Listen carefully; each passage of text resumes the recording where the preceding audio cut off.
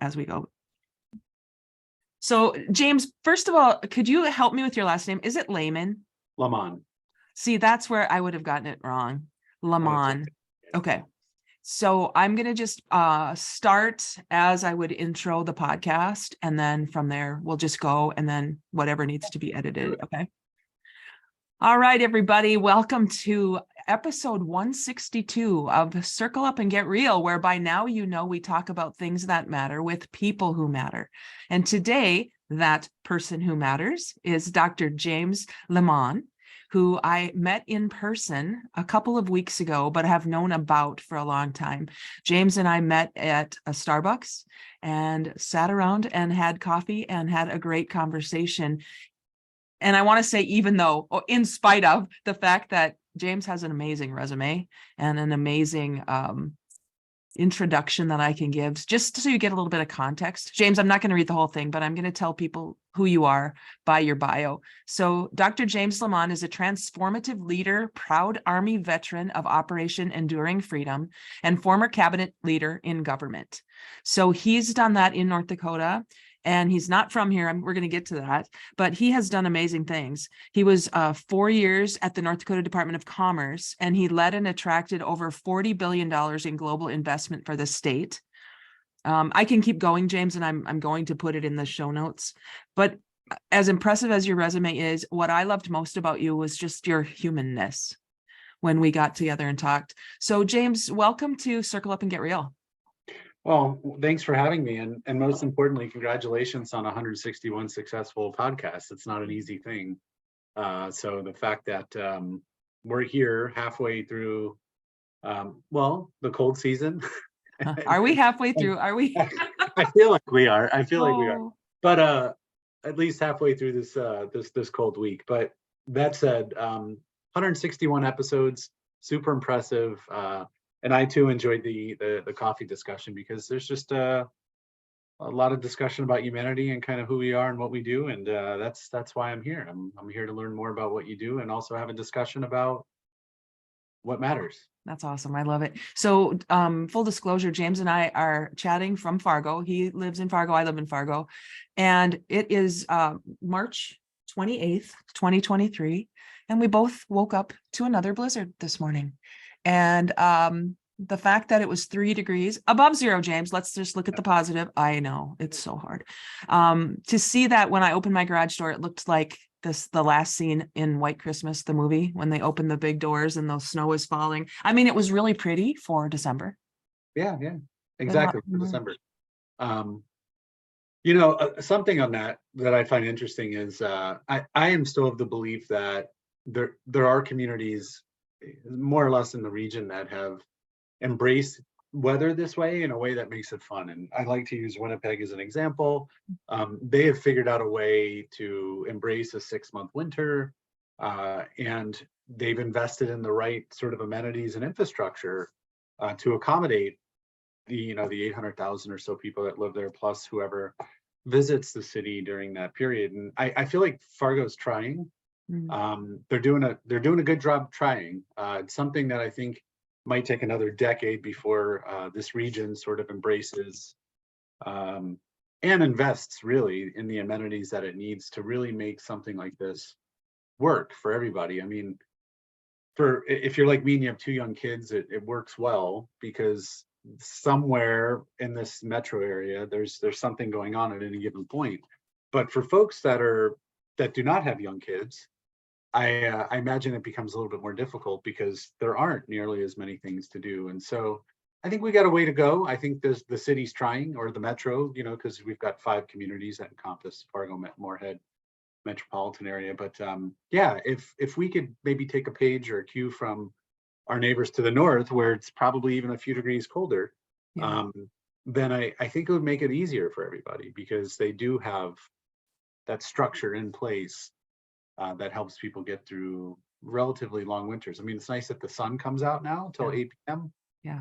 But the reality is we just need the temperatures to come up a little. Yeah, absolutely. Well, and that was such a great point, to look north, where it's not so unusual that maybe you said 6 months of winter. We tend here in Fargo to look to the east, which is lake country, where, I mean, you've lived here long enough to know that in the summer, everybody leaves and goes to what they call the lake, right? Which people who aren't from here might think there's one big lake that everybody goes to, but it's lakes country. We're right in the border of Minnesota, where when summer comes, a lot of people take advantage of the nice weather. And that's why I think a lot of us here are just itching for that next season, where we're not embracing it like Winnipeg might. So that was a great point. There's not a lot we can do about the weather. It's one of those conditions that we have no control over. Yeah. And I was talking with a coworker this morning. I'm probably one of the most optimistic people you're ever going to meet. And it has gotten to me this winter too. I am. Yeah. You know, there's a saying, when I was deployed, there was a saying we had in the Army, and it was embrace the suck. Mhm. And there's in one way you can embrace the suck, right?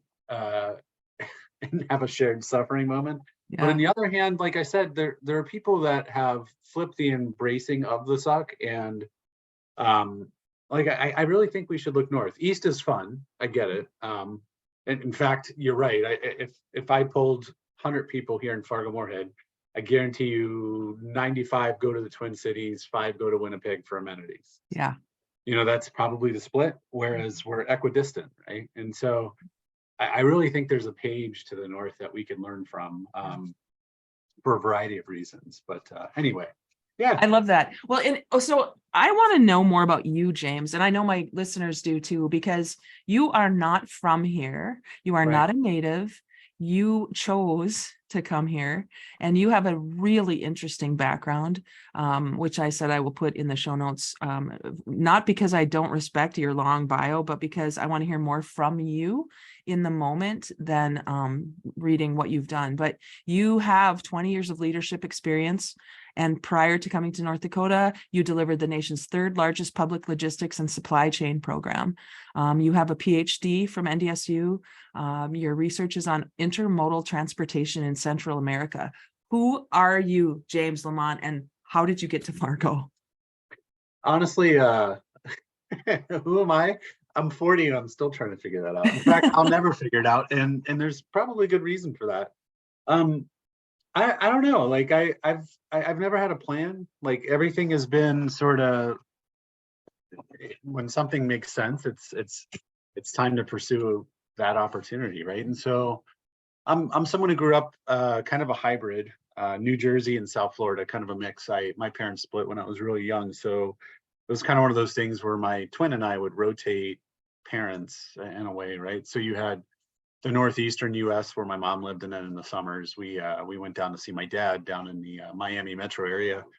And so, you know, that was my childhood, kind of coming up back and forth between two very similar communities, just very different weather patterns. And you know, after that, I joined the Army, and I left literally 10 days out of high school, and I never really looked back. I chose the intelligence branch in the Army because I felt like it fit my mold, and I spent 5 years. It was supposed to be 4, but then I got activated like a few months after I got out.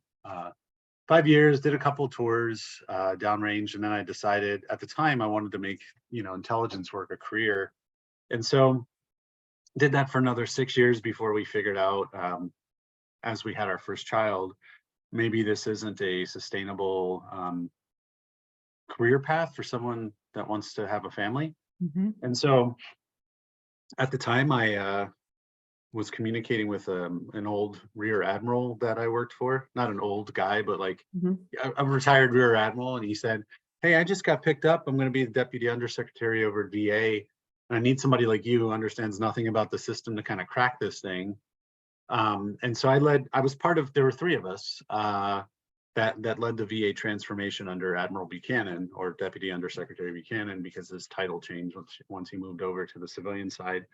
And for 3.5 years, we focused aggressively on breaking the backlog, and that was important to me because a lot of my veteran buddies, they had PTSD. Some of them are no longer with us. They've succumbed to some of the, you know, their mental illnesses. Others continue to struggle.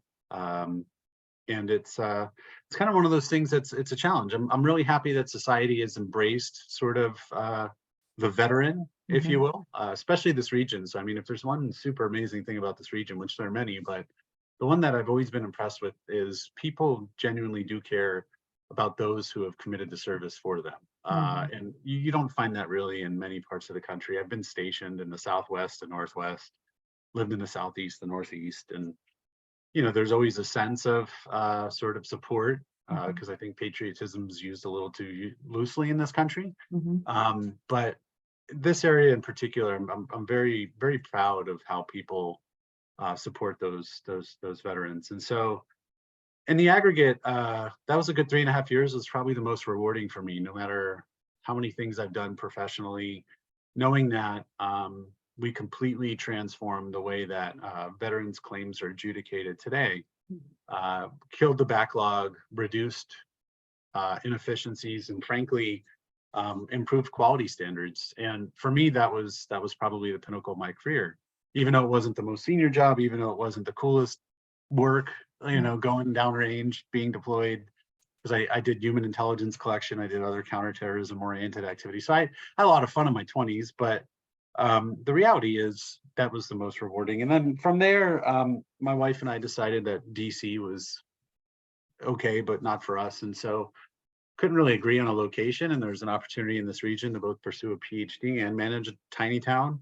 And so that's how I moved here. I met a recruiter in a DC Metro who was there for a conference. And he convinced me to come interview here the following weekend. And I did. And really, I took the job on the spot because I knew that's kind of what we needed at the time with, baby Miles, who's my son. And so, so yeah, our first few years we were in Ada, Minnesota. We lived and worked there for 3.5 years. My wife continues to maintain. Actually, she hit 13 years today in the same agency, so she's doing well. And so she was able to take that job with her. And so, yeah, I did that for 3.5 years. Never thought the region was going to be kind of permanent, so I didn't know what was next. And then I got recruited by my predecessor, previous Commerce Commissioner, to come on and help them with strategic planning. And then about a year into it, I was promoted to Economic Development Director. And then a year and a half after that, I was promoted to cabinet job, which was my last role, which I did for about 16 months. And I would have stayed, but I had a different calling. I went to El Salvador last February, so 13 months ago, and my patron saint was killed there, and he lived his life there, and I kind of did a walk of his last day, and I spent a day on this compound where he lived, he worked, and then his garments are there, and then I went downtown to San Salvador and saw where his mausoleum, and it resonated with me, and I just thought, I need to go do something different. And something more, not to say the role I was involved in. I mean, as a public servant, it was great, and then there was human focus. But the reality is, I needed to help the poorest of the poor in the areas of the world that were the most violent, and so that's why I left that role. I mean, it was a glide path to who knows what. I could have probably stayed in, and I could have probably jumped on a political career somewhere, because I did run for office in Minnesota, and that was interesting, not so fun, but interesting. But I felt like this is where I needed to be. And so yeah, that's how I ended up as a chief development officer for a global think tank focused on peace building with an economic development nexus, because we recognize that there are certain factors that must be in place for something to take hold and to sustain itself. So that's me professionally. Personally, been married 20 years this summer, and well, for here it's spring, and we may not have snow. We may or may not have snow, but no, it's early June. But yeah. So I've been married almost 20 years, and then got 2 beautiful kids, and that's me in a nutshell. That's great. I love that. And anybody who's listening, if you can follow the trajectory of James' professional career, it's what you do. You get recruited, you get promoted. I mean, not everybody does, but when you do, that's what you do in career, right? You follow where the other people in your surroundings see you. and you say, yeah, I'll get promoted and I'll do the same thing and I'll follow I hate to say it like this, but follow the money, follow the prestige, Yeah. follow the title. It's what we do. It's the way we've been conditioned in corporate America to do things. But you said there was something else. There was a calling. You called it that. You said your patron saint was killed in El Salvador and you followed that calling. Could you explain that a little bit more? If people don't know what you're talking about when you say a calling, what was that for you? Yeah, so he was killed actually a year before I was born. And he during his homily actually, which is horrible. There was a army sniper that one shot through the heart during the homily as he's holding the Eucharist, right? But there's a lot of history I think Americans don't quite understand in Central America, and I think it'd be important one day if everybody read a book or two about what went down there in the 60s, 70s, and 80s. That said, when I was there, like I mentioned, I've deployed a few times. PTSD is a major challenge for a lot of my fellow veterans, and it surfaces sometimes with me, albeit in a very different manifestation. And so for me, it was more or less just a moment of clarity for, hey, you need to really go add value to people that could really use the help. And let me give you an example. So North Dakota is on pace to have the highest GDP per capita in the United States by 2030. There's one state that I'm always going to be worried about that might beat us to that race, which is Washington State, just due to a number of factors, economic diversification, et cetera. But the reality is this state is about as wealthy as a US state could be. Wow. And as much as I love serving people here, there are people around the world that really can use the boost. And foreign aid and interventions have all failed. I mean, yes, the continents of Africa and Latin America and some parts of Asia are in better place today than they were. Continents of South America rather, and then Central America is kind of in the middle. But you know what I meant by Latin America. Yep. They're in a better place, but the reality is there's still just extreme socioeconomic disparities, poverty, violence, et cetera. And if I can help make a difference one community at a time, I'm going to do that. And that's what's important. And I didn't realize that was what was important until that trip. Because here's a guy, and I would encourage everybody to read up on Father or Bishop or Saint Romero, depending on which way you look at him. But here's a guy who just kind of knew he was going to die, but he felt like the people that he served were more important. And so I admired that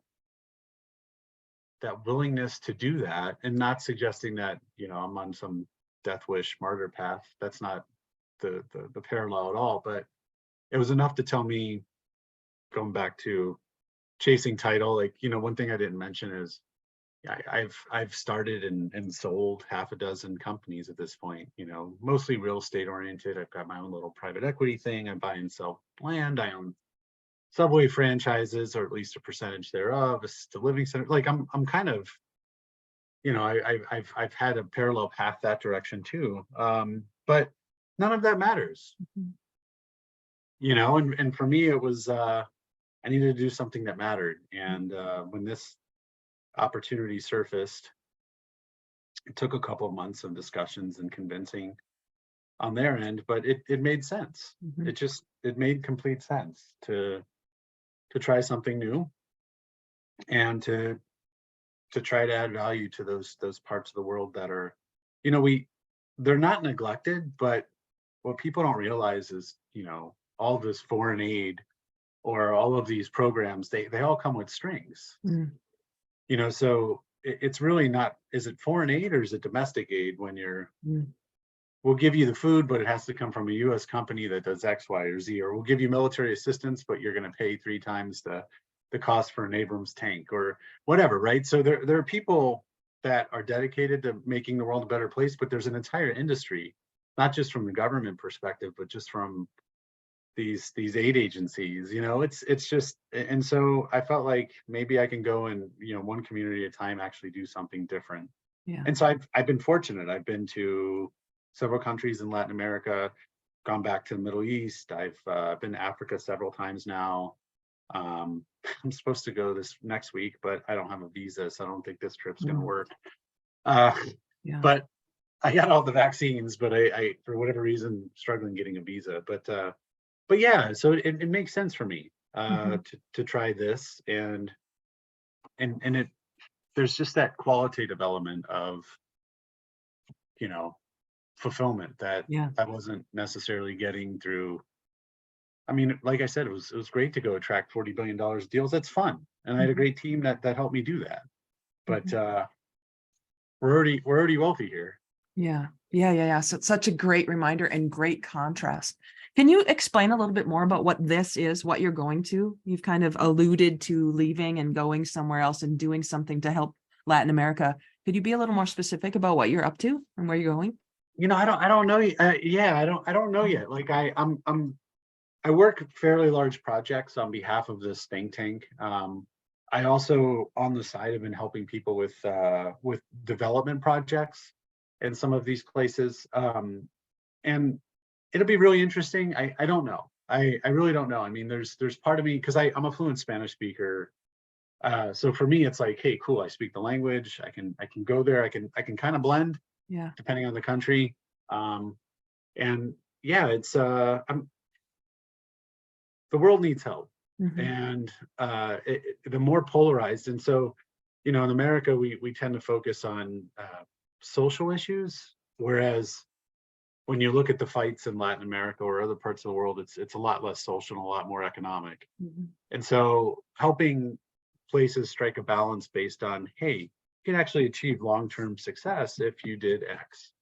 And it's hard because they don't want to take a playbook from us in the States, because as I mentioned, all these projects come with contingencies, or they've just failed historically for one reason or another. And so there's got to be a third way. And I don't know what that third way is yet, but that's been what I've focused on. How do I help them achieve a local solution using, you know, everything I've learned, and then obviously, you know, funding from other sources in order to build these things.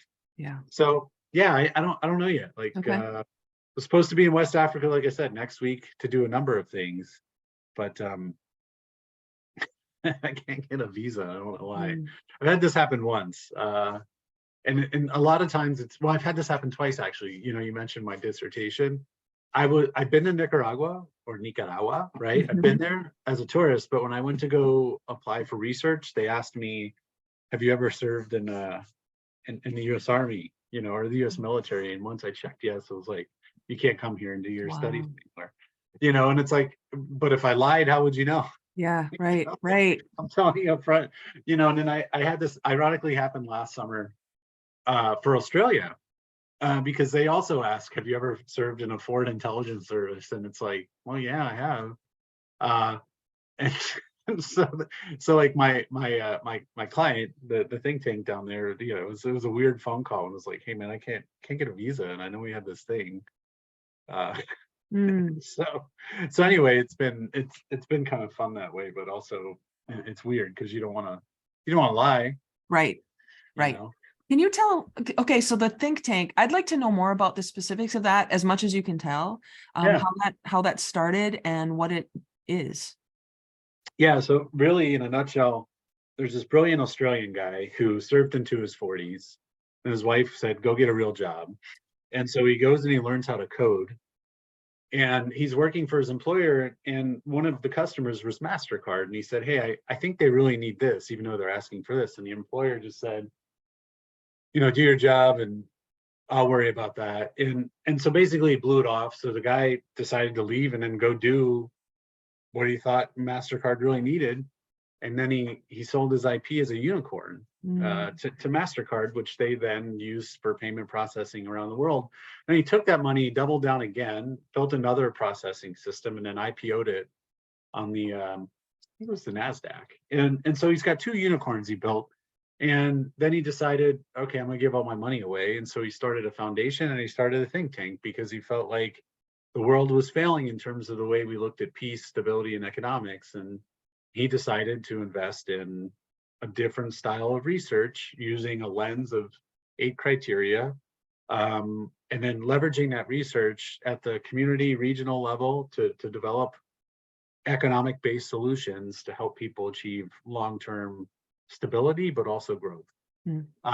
And that's what he does. He does that, and he's, like I said, he's got a foundation where he goes in and actually invests in water and cataract surgeries for thousands of people across mostly Africa, Mhm. sometimes Southeast Asia kind of thing. But and that's the it's Sydney based offices in Europe. There's Brussels and The Hague, and then we've got an office in New York, and then we've got office in Mexico City that covers the Americas, and then one in Africa that's in Zimbabwe. And so I'm the only one that's not assigned to an office, because I kind of float and support all the regions in terms of developing new projects and growing their footprint in regions where they'd like to be more involved.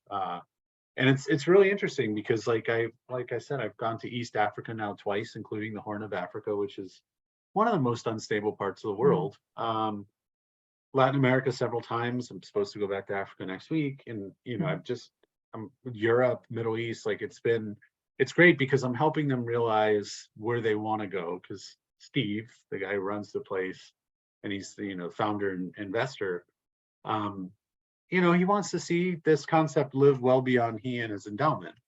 And so that's more or less what I bring to the group. So what do you do? Can you explain what does the think tank do?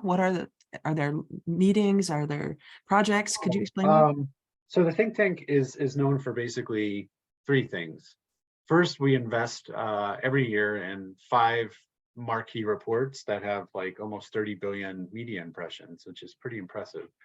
And we're most known for, hey, this is the most peaceful country on earth. This is the least. Like every year you'll read usually Iceland or whatever. And that's our research that they're using. But behind those ratings are like 50,000 indicators at every country and sub-national levels, right? And so it's a really in-depth report that is generated to really help inform policymakers, academics, private industry, how to basically better utilize what they have in place to make long-term decisions that are best for everybody. But then they also do a terrorism report. They also do an ecological threat report. So we're able to predict with high degree of accuracy, over 10 or 15 years, human migration patterns, climate change events, a number of conflicts we've been able to kind of predict with, in my opinion, similar accuracy to an intelligence community agency. And so we use a lot of the same indications and warnings, I guess, that an intel agency would look at to make that assessment. And so that's what they do on the academic side. It's all self-funded. And then there's a practical application side where we actually want to get out, work in communities, regions, et cetera. So, and probably 10 years ago, there was a major insurgency in the southern Philippines, and the second largest city in the country is down there. And we were asked to come and do an intervention. And so teams of, they call them positive peace builders, went there and spent time and worked on local solutioning. And it was part of a broader sort of stability effort that worked. I don't want to take credit for everything, right? And then now you've got, the number 2 person in the Philippines who was mayor at the time of that city. And the question is, can we do this at a national level? And because we know we can do it at a community level, we know we can do it at a city level, we know we can do it at the regional level, using this data to design local solutions so that people get along, stop hurting each other, et cetera, but also build long-term economic stability.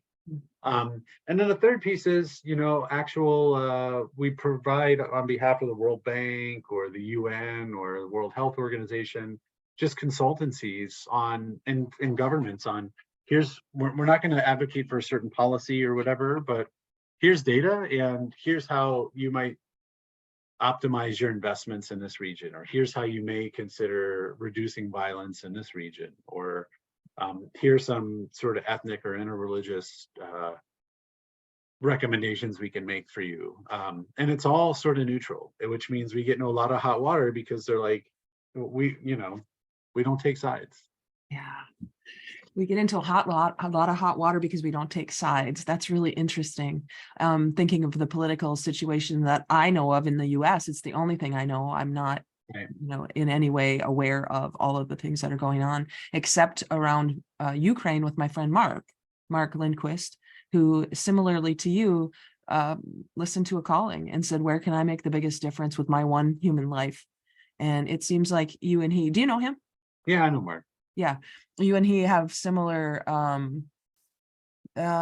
commitments, I would say, to the calling. And there are a lot of people, me included, who want to support a lot of those things, but don't necessarily have the same calling to go and be present in those situations. And it feels to me like there's a lot of opportunity for people who are willing to go beyond the following the money, as we said earlier, in personal career, titles and things like that, where together in something like a think tank or a mastermind or a something, there could be a lot of opportunities to have these kinds of conversations that lead to something instead of just talk about what's wrong. Right. No, there are no shortage of opportunities for that. It's just it's one of those things where, like I said, and I had this in Washington too. When I told people I was leaving, I so the way the federal government's structured is it goes up to, like, there's a pay scale from 1 to 15. And so I left a 15 at 31 to go move to some small town in northern Minnesota where none of us had family. And I'm like, yeah, I just need a change. And they're like, you're going to take a pay cut in half to go do that? That's crazy. But I'm like, yeah, maybe not. I don't know. And so my point is, for me and for a lot of people, that's a normal, well, for me and probably 10 to 20% of the population, it's a very normal response. Yeah. The moment you become comfortable is the moment you start becoming uncomfortable.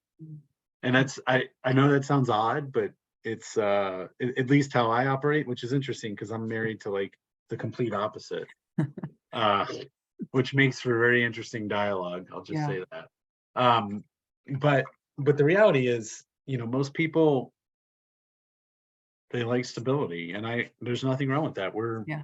creatures of habit as human beings, Mhm. and that's okay. um I just that's tough for me, man. So, like, for me, when I see their injustices that I can actually add value to, not being an idealist, not being someone that's like, hey, I'm gonna go just because, it's the um sort of cool thing of the day. Mhm. It's more or less, you know what, I'm gonna go do this because I believe I need to be there, and then Yeah. if it works out, great. If I can add value to one person's life, I've succeeded. Yeah. Can you That's talk a it. little bit more, because you and I talked about a lot of things. We talked about religion. We talked about your wife's upbringing in the upper, or where is she? Pacific Northwest, Yeah. and how that's working for you. She's got a stable job. She's able to do it from wherever she is. So how does that work? Does she just trust you and has faith in your faith, or how does that work? I I assume she does. I don't know. I feel like she knew what she was getting into when we got married. I mean, we only knew each other 5 weeks, but we knew we were very different people. It's nice that she has the stability and whatnot, because that gives us some flexibility. But at the end of the day, there is trust, but there is a well, okay, so it's really interesting in that it may not be politically the same or similar, but ethnically and longitudinally speaking, the Pacific Northwest is basically here. You've Mm, got almost the same ethnic makeup, a lot of Scandinavian and Germanic backgrounds, which means you have a lot of the stoicism and a lot of the, I kind of like this, so I'm just going to keep doing it this way. Um, and what's interesting is I probably didn't know or understand my wife very well until I moved to this region. mm, um my grandmother's visiting, and she's Sicilian, and what happens among my people on both sides of my family, I'm a child of the Mediterranean, is we argue for 10 minutes, it gets really loud, glass breaks, a lot of things happen in those 10 minutes, but then it's over and everything's back to normal. I know that sounds bizarre, but like in my wife's culture, that can set you back 20 years. Yeah. Like, Yeah. people don't talk to one another if something, and so it's such a different thing. And it wasn't until I moved to this region that I was, oh, I get it now. Mhm. This is how Scandinavians process things. Mhm. And that transcends probably 90% of the time to people of German ancestry too. Um, and so you've got this really dichotomous spectrum of emotion, the way we see the world, because we're not politically the same either.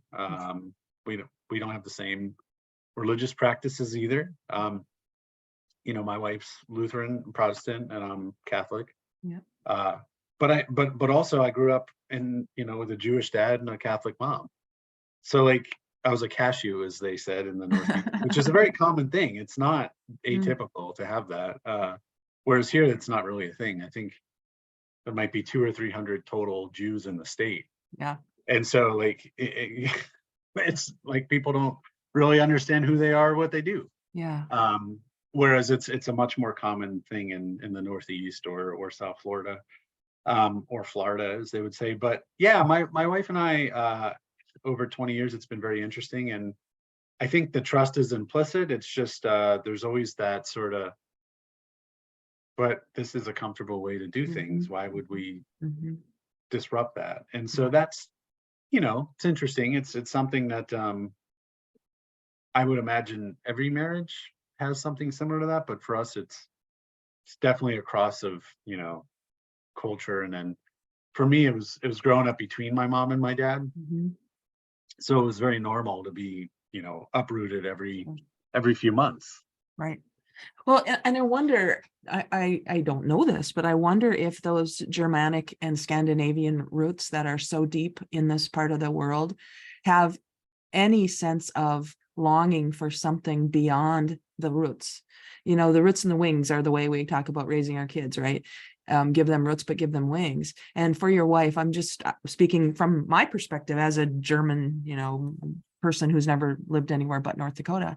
There's something really romantic and sexy about following your heart that doesn't always get listened to. We can have this faint calling for something and then go back to the way we've always done things. And I wonder if your wife has that and gets that opportunity with her stability in her job and you being, loving your kids and your family, and she gets to experience all of it through you. I think so. Yeah, I definitely think so. And I've noticed, as the world becomes more globalized, good, bad, or indifferent, that's what's happened. I think people here have adopted some elements of that. I mean, good example would be take a look at the food scene here in Fargo. If I would have looked at you and asked you 10 years ago if you tried West African food or East African food, the probability would have been low. Right. But if I poll now people that live here, I bet it's exponentially increased. And so as the community's changing, I think people are longing for,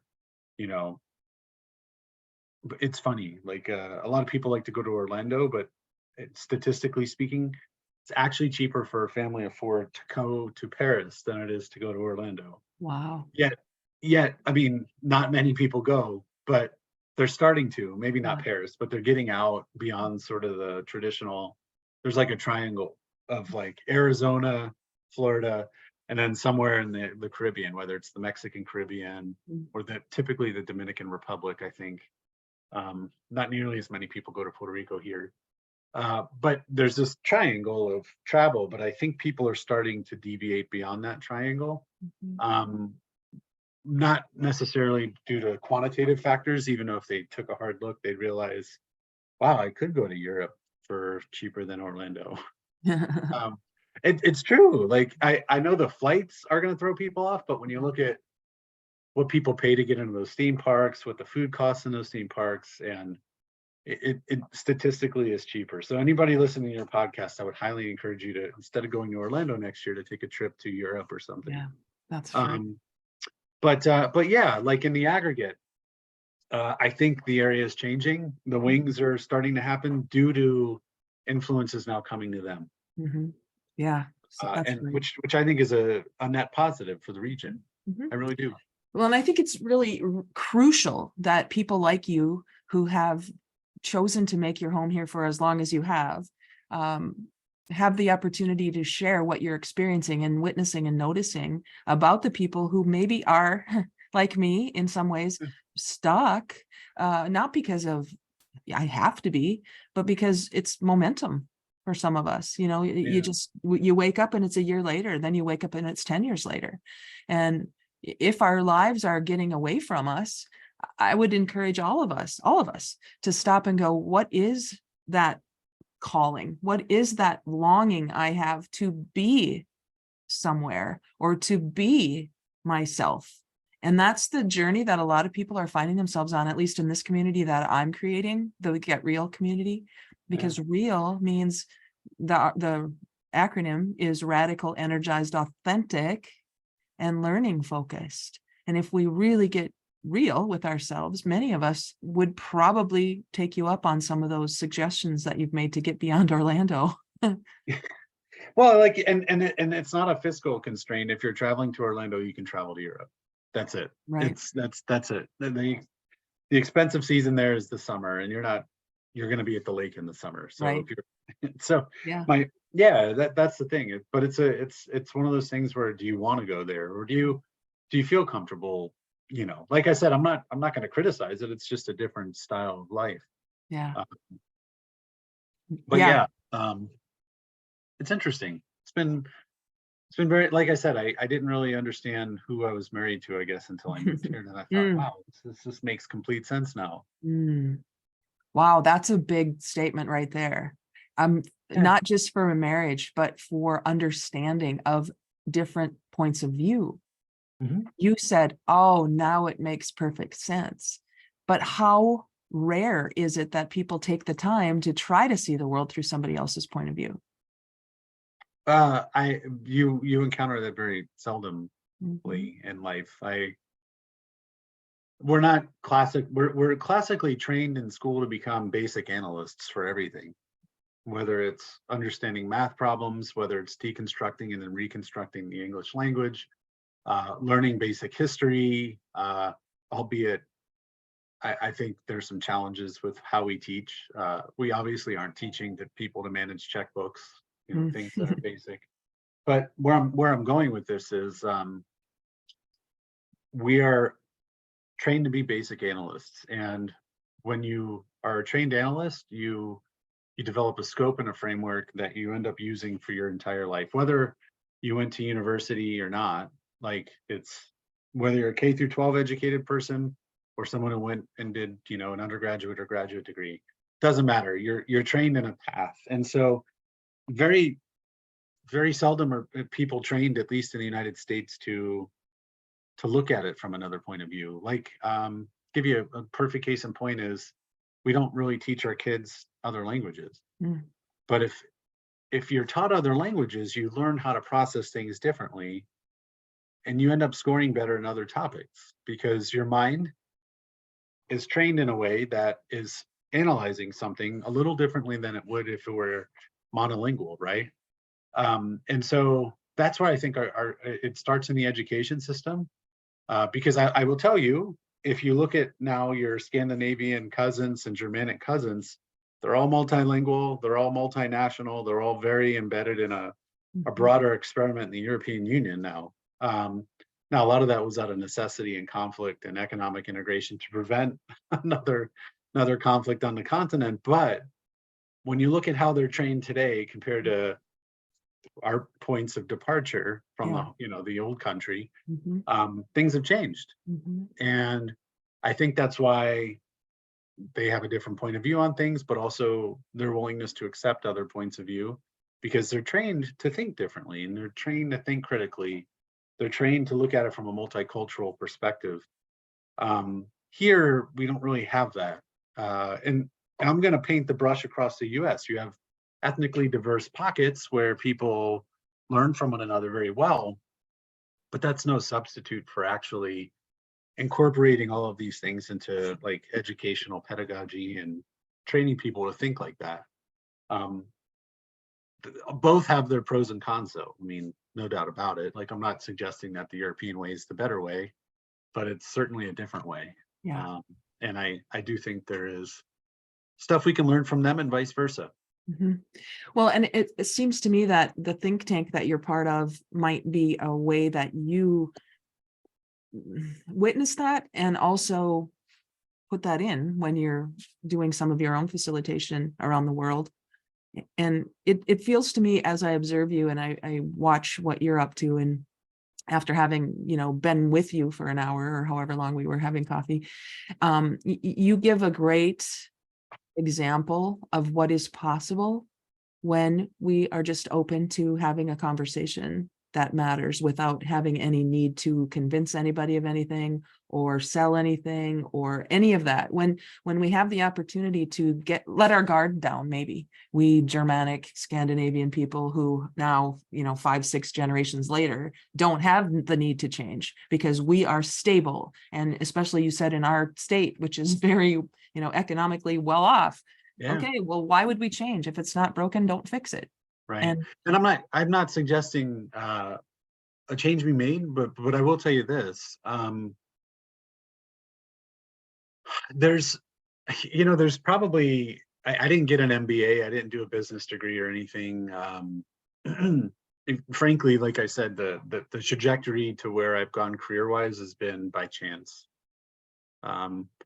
None of this was by design. My goal was to do 30 years as a in the intelligence community. It just wasn't super conducive to family life, and then I've got some health issues from the military. But that said, one thing I did know, in my course of being, whether it was state economic development director or commerce commissioner, the whole formal approach to really cultivating business and value propositions and all of those things, they have a time and place. But what I observed was 90% of the business we cultivated and brought here was done two ways. One was a very aggressive posture to actually use data to determine where we needed to go and why we needed to go there, and then getting on a plane and actually sitting in some C-suiter's office saying, here's why you really need to think about our state. Like, people from state government across the country don't do that. But suddenly you got somebody who's senior in government or even a cabinet level person that's like, I'm here to talk to you and you guys about this opportunity. The second piece was, the night before, breaking the ice with them over, copious amounts of food and some drink. And whether that was, depends on the culture. Not everybody drinks wine, some, especially since we did cultivate, business and investment from the Middle East, that's not really a thing you can woo people in with. right. But my point here is you had to get to know these people on a plutonic level first, and then get into the business world. And it took, in some cases, 3-4 trips before they would commit to something. But it was your willingness to go there and educate them, because that's the other thing.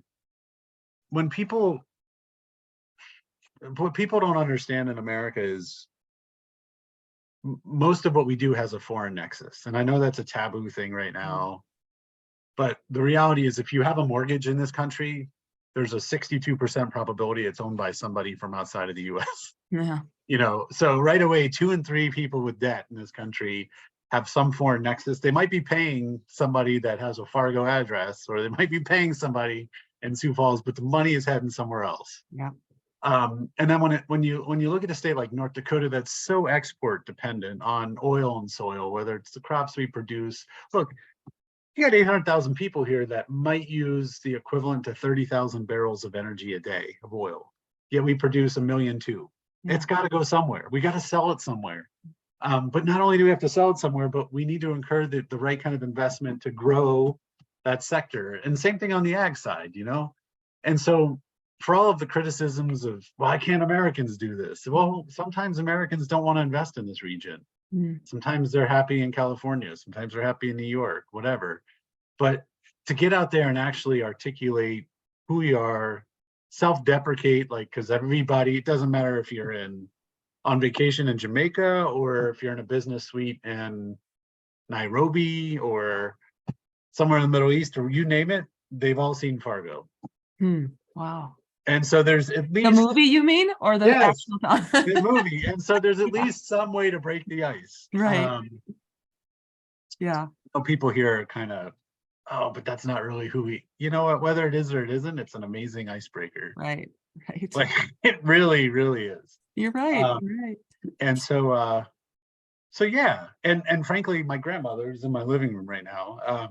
As we were driving, I picked her up in Minneapolis over the weekend, and they're in spring already down there. Like Yeah. it's 50 and there's no snow. Mm. And anyway, when we get up to Alexandria is when the weather really starts to, or the snowpack transitions. And you drive 94 and you've got all those those electric Yep. poles and stuff, and she's like, is this where they filmed Fargo? Because this looks like at the end where they did the Yeah. guy buried the money. Yeah. I'm thinking, maybe, I don't know, but the thing is, that's what people understand. And you know what, instead of fighting it, just embrace it and own it, and it's okay. Right. It's okay. So yeah, I those are the two things that I'm an extroverted introvert. Like I personally would rather just be alone all the time, but I have this ability to get out there and talk to people and get on stage and do whatever it is people need me to do. Yeah. But the reality is, I think the state of North Dakota has the same sort of trajectory. We're all kind of prefer to be internal facing, but at the end of the day, we can be external. We need to be external given how this economy works. And yeah, I mean, that's the one thing I noticed about all that business work I did was it was always about people to people first. And then, okay, let me tell you about this value proposition, or why is this dude in my office in Houston? He flew up from where? Like it was just, but that's how you have to be aggressive if you're going to win. So good. James, this is so good. I know I feel like I could talk to you forever. And maybe we will at some point, wherever you end up. I would hope we can stay connected. You help me expand my thinking without necessarily leaving the area. And you're such a great example of what can happen when we open up our hearts and minds to dialogues that matter with people who matter. To me, the word dialogue is very, very important. I define dialogue as suspending previous assumptions in order to learn from each other. And when we're not open to that possibility, we end up being in discussions, which are, I'm going to tell you what I already know without expecting that you expect me to listen. And that's what happens a lot of times. And I just thank you so much for having it was a pleasure. Thanks for having me. If anybody wants to know more about you, James, what would be a way that they could connect with you? I think this whole state has my cell phone number because I wanted to save the state $110 a month or whatever, so I just used my own cell. But I feel like based on the number of texts I get on any given day that either that or my first name _ last name at hotmail.com. Okay, I'll put your email address. I won't give out your phone number, but I'll put your email address in the show notes. Okay. Follow James if you want to know more about what's possible. You are not long for this world in North Dakota anymore. I know that you are going to take a hiatus from our weather smartly and move for at least a year to Puerto Rico. Yeah, we're going to give it a try. I think it's important. One thing that I've failed to pass on to my children is that linguistic piece, because I too became very comfortable in terms of a number of factors. And so I think I need to immerse them into something a little different because it's important. It's just for perspective's sake. So we're going to keep the house and everything and see how it goes. Yeah, that's awesome. So we always have a place in Fargo. Awesome. Thank you so much, James. Take care. And everyone else, I hope you learned something about James and with James and through James today that will help you remain in this space of getting real. See you later. Thank you. Bye-bye.